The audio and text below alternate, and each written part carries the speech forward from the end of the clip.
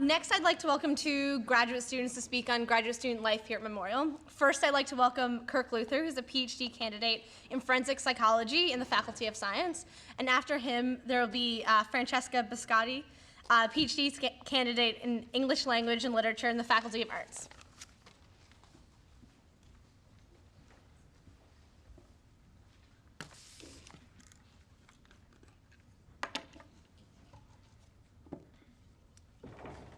Hey everyone, thanks for coming out. It's great to see such a great turnout here, and I hope you're enjoying the orientation so far. So I've been asked to just come and talk to you about kind of the work-life balance and how to succeed in graduate school. So kind of overall, the whole package of surviving graduate school. So just to give you a little bit of background about myself, I'm a second-year PhD student in forensic psychology, and I've been at MUN for 8 years now.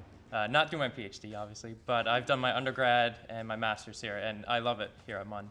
I have a great supervisor, lots of support from all the faculty and staff, and I really think that you're going to enjoy your time here as well. All right, so first let's talk about the work-life balance. It's really, really important to find this early on. I'm still trying to perfect mine, but it's something that you got to keep working towards, and it's something that's really important to keep in the back of your mind when you're going through graduate school. One of the great things about grad school is that you have a flexible schedule.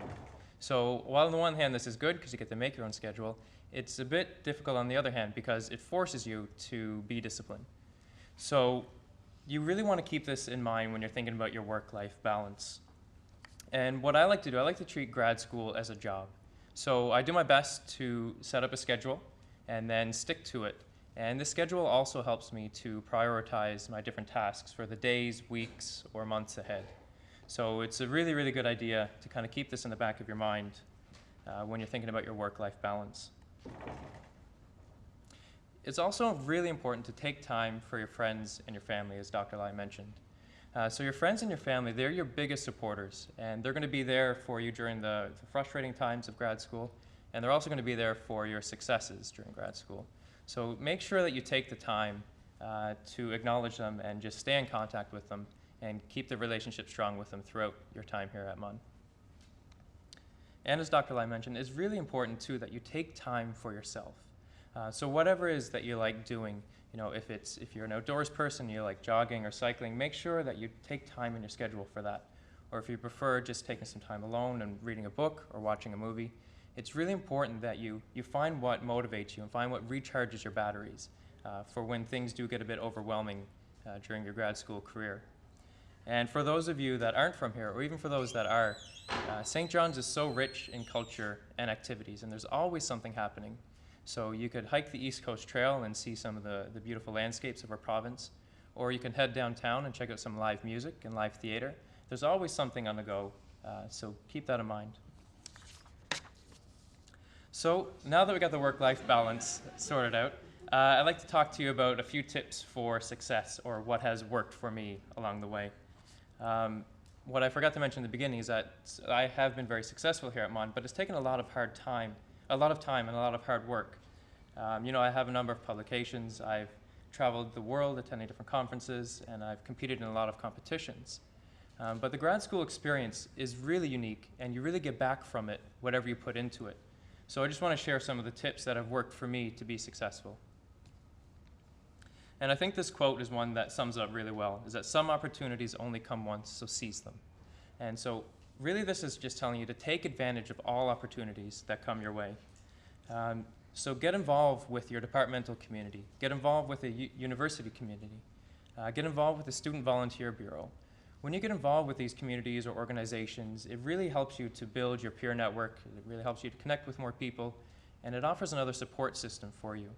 And you get to grow as a person, and you learn more about yourself along the way while helping others, so it's a great opportunity. Also, throughout the year, you'll receive emails periodically about EDGE courses offered here at MUN.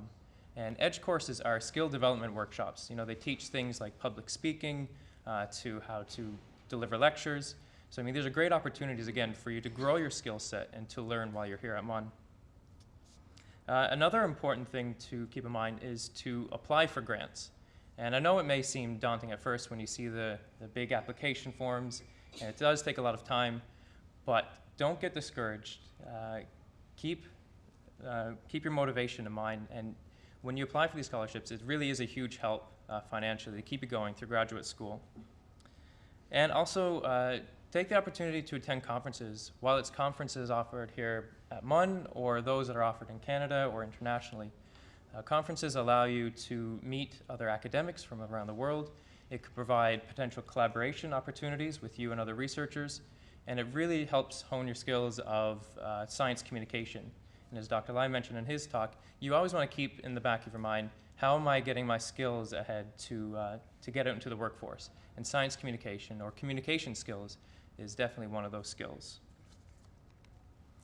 Also keep this in mind when you're going through grad school, is to be perseverant. Unfortunately, rejection is part of grad school. So whether it's rejection from a funding application or your first paper that you submitted. So while it's not fun to face rejection, just use it as a tool to grow and to better yourself. So you use a rejection from a funding application to better your next application, or from the paper to strengthen your paper and then resubmit it again. So while rejection is part of the process, just use that as a tool for learning. And on the flip side, make sure that you enjoy every success that comes your way. Another tip that I thought would be helpful is to make sure that you challenge yourself. So go outside your comfort zone, and as the slide shows, that really is where the magic happens. So public speaking used to terrify me, and well, it still kind of scares me a little bit. But I've really challenged myself and put myself out there, and I've been quite successful in different competitions with public speaking, and it has really opened a lot of doors for me. So really try to do stuff that frightens you or scares you a little bit, and really put yourself out there. While the first few times may be a bit rocky, you do learn along the way, and it helps you to become a more well-rounded person. It's also important for you to set goals for yourself, both inside and outside of academia, so in your work life and in your personal life. So always set goals. And as I mentioned in the beginning, setting goals really helps you to prioritize your tasks. So you set up a list, and you figure out what's most important, and you start crossing things off, and you start feeling good about yourself. And it's also important that when you set goals, you set SMART goals. And what I mean by that is goals that are specific, measurable, achievable, realistic, and timely. So keep this in the back of your mind when you're setting up goals for the days or weeks ahead, when you're setting up goals for your thesis or for your comprehensive exams. Always keep this in the back of your mind. It really helps you prioritize, and it helps you set SMART goals for yourself. One of the things that I found really useful too was to grow your online presence. So create a personal website, create a science blog. What you want to do is you want to increase your visibility as a researcher, as an academic. So in addition to increasing your visibility, if you have a science blog or something like that, you're increasing your communication skills as well. So it's just a way for you to get your name out there, to even connect with other researchers, and it helps you to put your own research online. You can, like I said, create your own website, or you can use platforms that already exist, such as LinkedIn or ResearchGate. So it's just a way for you to get yourself known or get your name out there. And the most important one is publish, publish, publish. I can't stress this one enough. Publishing is an essential skill, especially if you want to remain in academia, you want to continue on with your PhD or a postdoc, or you want to, for whatever reason, you want to be a professor. So, publish your master's thesis along the way, publish parts of your PhD thesis, or talk to your supervisor about getting involved in side projects, and, try to publish even with your peers or with your supervisor or with anyone. It's a great skill to have. And last but not least, remember to have fun while you're here. Grad school, as I mentioned, is really what you make of it. So know why you're here. It's really important that you don't forget. So you keep that motivation in mind. So whether you came here to gain more knowledge, to solve a problem, or just to avoid the real world for a few more years, keep that motivation in mind when things get frustrating or overwhelming. And while it may not feel like it sometimes, time really does go by fast here. So enjoy the incredible learning experience of grad school, and thanks a lot.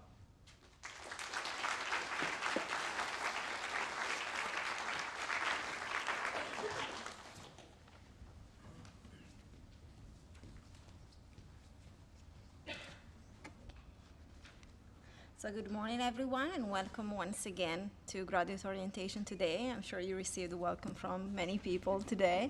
It's good to see so many people here, and it's really an honor to present after Dr. Lai, who is an inspiration for all of us, and also Kirk, who is a really successful student here at Memorial. You will see him present during many occasions, I'm sure. My name is Francesca Boschetti. I'm an international student here at Memorial. And I was really excited when the School of Graduate Studies asked me to share my experience as an international student with all of you.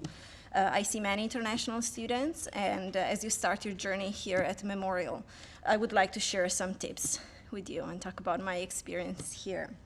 I am from Italy, by the way, if you have recognized that from the accent. So, and don't be ashamed of your accent is also a tip that I would like to give you, because when I first came here, I was a master's student in the Department of English. And I thought, okay, I'm surrounded by English native speakers, so I have to hide my accent. So even though your command of English needs to be good, because of course you're here in Canada and you're pursuing a degree in English, don't be ashamed if you have a little bit of an accent, because that's part of yourself, right? So, okay, that's me from Italy to Newfoundland. And I apologize in advance if today I might say something silly. I just flew in last night, so I got here 1 a.m. in the morning. So don't blame me if I say something strange. Okay, so when I came here, it was December 2011. I was not a student at that time. I worked here for 6 months. Then I decided to enroll in a graduate program. It was a master's program. And then now I'm doing my PhD. I'm in my second year. So I was not new to St. John's in September 2012, but I was new to the Canadian university system. So as an international student here at Memorial, you will face not only the challenges that other graduate students who are from Canada face, completing your coursework and doing research, all the things that were mentioned by the presenters before me, but you also will need to adapt to a new country, completely different cultural environment, and probably a new language as well. So when I came here and I started my master's, I was in a group of 8 graduate students. The only international students were me and a girl from Oman who had already studied at Dalhousie. She did her undergrad there, so she was not new to the system. But for me, it was very strange. It was a very strange start. I was shocked because all my classmates were filling their presentations with references to North American popular cultures. So they were talking about TV shows, comics, things that I had no idea what they were, right? So first week that I was there, at the end of the first week, I thought, what am I doing here? Did I do the right thing coming to Memorial? Then, that's me crying the first week, at the end of the first week. I did cry a little bit, I have to admit. But then, I promise you, things get better, okay? That's a cultural shock. But then you learn how to manage all these things. And it does get easier, I promise you. So there are many places where you can find help here at Memorial if you're an international student. I'm sure you heard ISA many times today already. That's the International Student Advising Office. That's where you go to register. The first day that you're here, they can help you with academic, financial, personal issues, housing. I did have a problem with housing. They helped me out. Health insurance, they can give you all that kind of information. Income tax, they offer information sessions, right, on how to file your taxes. They're really helpful with that. You will also receive the ISA newsletter twice every week, and they give you information, useful information about events and all kind of workshops that you can attend and these kind of things. There are also a lot of international student associations here at MAN. That's a link to the page where these are listed, but you can just do a search in the MAN website and you will find the list. Also, you can form an international student association. You can create one. You can talk to the GSU about that. And all the information is on the GSU website as well. Also, ask other international students. Not necessarily talking about me, but you can ask me as well. But you will see many international students. They're really helpful. Most of the times, they're just happy to answer your questions, right? If you find someone who is not helpful, just go find someone else, right? Okay. So I would like to share with you a few pictures that will introduce you to what life for an international student is like at Memorial. So things you will do is you will make other international friends, probably, right, from all kind of countries, okay? My mom, she was very surprised when I was telling her about all the people that I was interacting with. In Italy, we are a bit conservative, so she was also a little bit scared sometimes when I was talking, I'm hanging out with this person or with that person. But then you're here and you see how multicultural it is here. And you explain these things to your parents who are in another country, and they also understand these things. So it's a really good cultural exchange, right? So you accumulate knowledge in that way as well. You will attend cultural events. There are a lot of cultural events that are organized throughout the course of the year. Here, it's me wearing a sari. It was the Indian Association. So your international friends will also make you feel special, letting you do these things. You will learn about other cultures. You will learn about Canadian culture along with your other international friends. This is a picture from the Thanksgiving dinner that is offered yearly at the church. I think it's called St. Andrew's Church. It's in Elizabeth Avenue.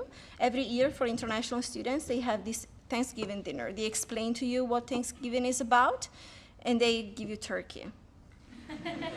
It's really good. So you will represent international students in Newfoundland. There are events like that as well. Here, there was the Christmas parade. CBC contacted through the ISA office international students, and they asked for volunteers to go there and represent in the parade the international community of Memorial. We even got on TV. So you will make Canadian friends as well. That was my birthday last year. My Canadian friends from my program who welcomed me with open arms, even if they were talking about North American popular culture, but they were very welcoming, and they organized a barbecue for me. See, so you don't have to stay just with your international friends. Canadians are really nice. People from Newfoundland, you would see, they're so friendly. So be friends with them. You also have many opportunities to volunteer here on campus. That's orientation last year, actually, and that was after the Towman barbecue. Towman and GSU barbecue that is also today. Yes, later today. I'm the vice president of Towman, so you can just go on the website, get in touch with us anytime. You will attend seminars and lectures here on campus. You will be able to present at conferences. This was the Aldrich Conference last year.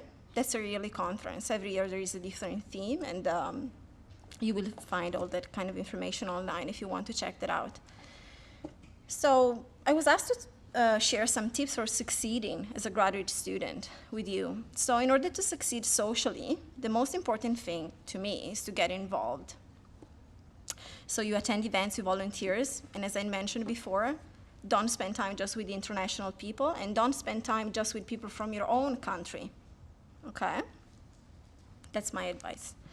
All kind of events that you can attend, not only international events, but the GSU events. Your department will organize departmental events. It's always good to get involved in those. The off-campus housing also organizes many events during the year. They organize a boat tour this summer. They have all kind of events. They have hiking tours as well. And there are also local events, whether they're organized by MUN or by the city. These are really good opportunities. To succeed academically, you do need to focus on your studies and have a good relationship with your supervisor, graduate coordinator, head of department, and your peers as well. These are all things that were mentioned before. So have a good work-life balance. That's what Kirk focused on. So what I would recommend is that you also have fun, as Kirk said. You do need to spend time in the lab, in the library, doing research, focusing on your studies. That's actually the most important thing, because we are here to get a degree, right? So we're not here just to go to George Street. If you don't know George Street, you will know that soon, I'm sure. If you're stuck, you do need to seek help. That was mentioned by Dr. Lai as well. Talk to your advisor, supervisor, graduate coordinator, department head, or classmates. Also, classmates that are your senior, people who are in the second, third year, if you're doing a PhD, or in the second year, if you're doing your master's. Sometimes you're scared about talking to your supervisor. You might want to ask your classmate, but don't be scared about talking to your supervisor. That's a person you should be comfortable with. He's here or she's here to help you. And the counseling center is also very helpful. Dr. Lai mentioned that. We actually offer with Tauman, the Teaching Assistant Union, a lunch and learn session in July, and we called a representative, Dr. Doyle from the counseling center. He offered a lunch and learn session on time management. So if you have problems, any kind of problem, I really recommend you go to the counseling center. To succeed professionally, attend the many workshops, lectures, and seminars that are here on campus that will allow you to become one of the leaders of tomorrow. That's what we all wish for, right?